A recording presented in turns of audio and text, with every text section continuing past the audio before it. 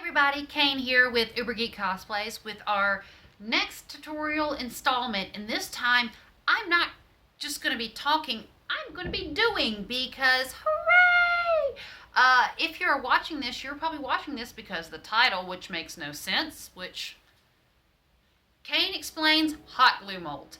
What are hot glue molds? Well, hot glue molds are exactly what they sound like. The only difference is that instead of casting with what you would traditionally cast something with, being like resin or foam or anything like that, we're actually going to be casting all of our molds out of hot glue, because hot glue rocks and it is dirt cheap, and you can get crazy amounts of detail with hot glue sticks without breaking anything, which is two of my favorite things in this world, is cheap and, details. I love details. So here we go. There are two different ways to do this. The first way is, of course, you can do what I call store-buy, which means, and there's nothing wrong with this, Hobby Lobby and Michaels sell these pads, just like this. They have your molds in them. They're about 10 bucks. They're not bad. I don't have a problem with these. My only problem with these comes in the fact that they're small and there's nothing really you can do to get bigger details from these. But, hey, whatever. The other way that you can do a hot glue mold is with my personal favorite. Oh, and there was already a glue thing in there. I love, love, love making my own silicone molds because I'm able to get things that are much more detailed from essentially the same thing. Now, with the two different types of molds, also comes two different types of glue sticks. We all know what a glue stick is. The clear glue sticks you can buy them for like $4 for 100. They're cheap. Usually, you probably became very well acquainted with them whenever you first started out doing cosplay, because glue sticks would literally fix anything. And the other way to do this is actually with the specific Mod Podge brand molding glue sticks. Now, there is nothing wrong with these molding glue sticks.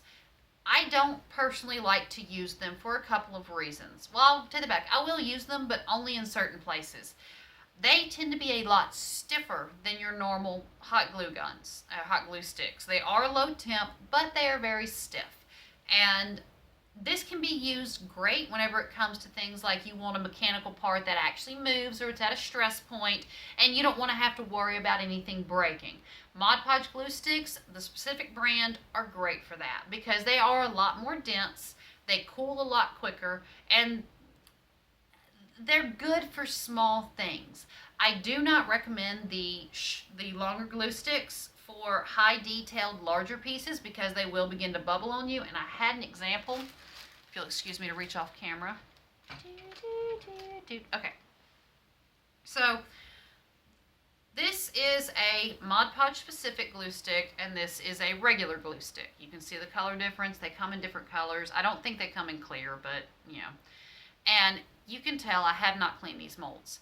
But here is this one, which is a regular glue stick, and then here is the Mod Podge specific. You can tell that the Mod Podge one is a little bit more rough. And this right here is actually just, you're looking at a lot of strings in the back. But I guess in person I can tell this one is a lot more rough. Because it is denser, it does not pipe in as quick. It cools a lot faster. You're not going to be able to get big pieces with it. There is a way to get around that, and it is to actually heat your mold with a heat gun. You can do it. I've done it. Not a bad thing, but price point versus details, I'm always going to almost go with this, unless I said it's on a stress point, because with it being much more dense, it's not going to chip your paint like some of these bigger standard glue molds will. Just a personal preference. Now, to get started, you need a couple of things. The very first thing that you can do if you just want to learn, pick yourself up one of these. There's about 6 or 7 different styles, run around 10 bucks. Not a bad thing to learn with. Or if you want to do my method, this is a homemade silicone mold. And I say homemade even though it's not technically. I used Easy Mold. I am in love with Easy Mold. It is a 2-part mold epoxy, basically, or mold mix, not epoxy. You take your 2 containers, one's purple, one's white, mix equal part balls, and then mush it into where you want to go. Leave about 20-30 minutes, pull it out, bing bada boom, you now have a mold. I actually molded this one off of a 200-year-old antique picture frame because I wanted that rose that hangs in my dining room that my grandmother gave me. You typically don't need a mold release agent or anything like that whenever you're doing this. If you're concerned, like I was doing this mold, I did dust it very lightly in baby powder as a release agent, but most of the time you're not going to need that. So now we're looking at the fact you've got your molds pulled, you've got them together. Now what are you going to do? Well, now you're going to want to cast them. The first and foremost thing you need to realize is when you're doing these, you need to start at the deepest point of your mold. Now, as you can see, this rose obviously has a good deep ridges that I can follow with the tip of my hot glue gun. That is another thing. Push the tip of your hot glue gun securely in as you're pumping. Do not let it go. Like, don't hold it up here and drizzle, because what you're going to do is you're going to have hot glue poop, and hot glue poop is not real detailed unless you're going for hot glue poop, at which point in time you have better cosplay skills and I want to see what you're doing, because that actually sounds kind of fun. Anyway, so you're going to go along all of these. Oh, this is not even plugged in. But you're going to go along all these ridges, getting nice and deep and tight into your mold. Now, once that happens, you're going to put your mold to the side, give it a few seconds to dry, and we're going to pop this back in here like it was. So let's just pretend for a quick second here that I have just piped this into this mold. Now we're going to let it dry for a minute and give it plenty of time. While that's drying, you can look at doing this one. Now, as you can see, this does not have a lowest point. Everything is pretty much the same. So when you're doing something that has a very even bottom to it, you will push your hot glue gun into the center point and then work your way outwards from there. Now you're going to have, once you get done with this, you're going to let it dry, and then once it dries, you will simply pop it up, and now you have an exact replica of it, at which point you can start to clean it, which cleaning hot glue molds, as long as the white ones take a pair of scissors, regular hot glue molds do not, and you can just start pulling all these little pieces off, which thankfully I had not done that yet. And then you wind up with a good little replica. If you can kind of see all those details that get caught in there. Pretty, hey? Alright.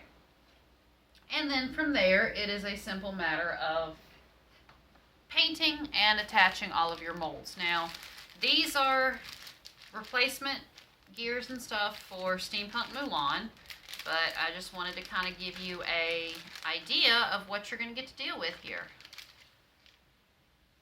And then once you get them painted up and cleaned up, they're going to look kind of like that.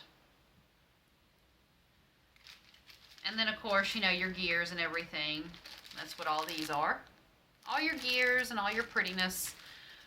Now, you're going, okay, well, now I have hot glue molds. Now what do I do with them? Well, attaching them is easy because as long as you don't paint the back, it's still hot glue on the back. So, heat them and then press them. You're looking at actually Steampunk Mulan's shoulder pieces, but you can see how they all look as a cohesive piece.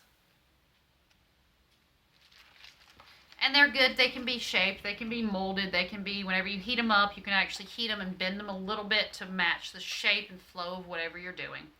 But it stands to reason, if you're looking for good details in a quick amount of time and you don't want to spend all that money doing all the casting and molding, hot glue molds, definitely the way to go. If you have any questions or if you have anything that you want to add or anything like that, feel free to drop a comment down there.